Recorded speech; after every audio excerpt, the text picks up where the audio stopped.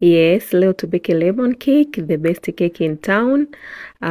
Kati ya keki zenye flavor nzuri sana, lemon ni moja wapo. Yani ina ladha nzuri sana sana.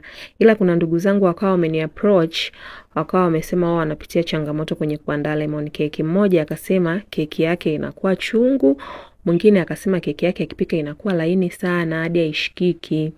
Nikasema okay, nitaleta recipe hapa, muijaribu recipe yangu na mtapata matokeo mazuri sana.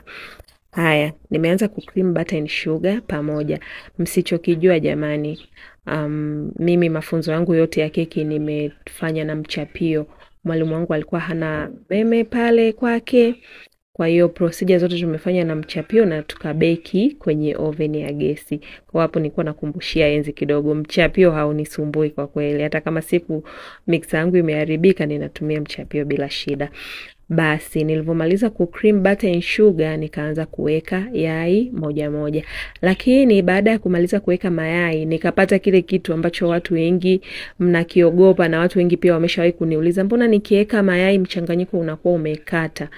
Jamani, hilo sio tatizo. Kuna posti nilikuwa nimeposti hapo nyuma, bakers wengi wametoa mawazo yao, wameshare kwamba hilo sio tatizo, ila tu nenda kaangalie kwamba hii hali inaweza ikawa inasababishwa na nini. Na pia wamesema kwamba ikitokea hali kama hii keki yani ndo zinatoka nzuri, yani sijui niwaambieje. Hata kama keki yangu ya leo ilivyotoka vizuri.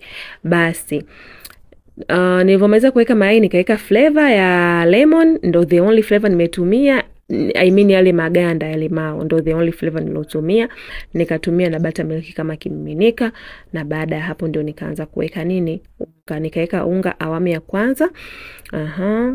Nikaja kuweka unga awamu ya pili na nikamalizia kuweka na lemon juice ili kwenda kustimulate ile flavor ya lemon. Mtu akila keki ajue kweli hapa nakula keki ya limao.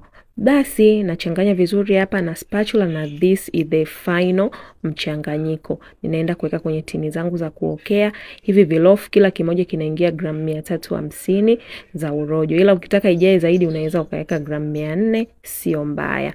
Basi nitaenda kuoka na keki zangu ziko tayari. Mmeona keki zilivyotoka vizuri. Keki zimenyoka, keki hazina kipengele chochote. Sio chungu wala hazidondoki, sijui haziwi ile laini mpaka unashindwa kushika. Okay, ziko vizuri sana. So try my recipe and niletee feedback hapa. Keki imetoka vizuri.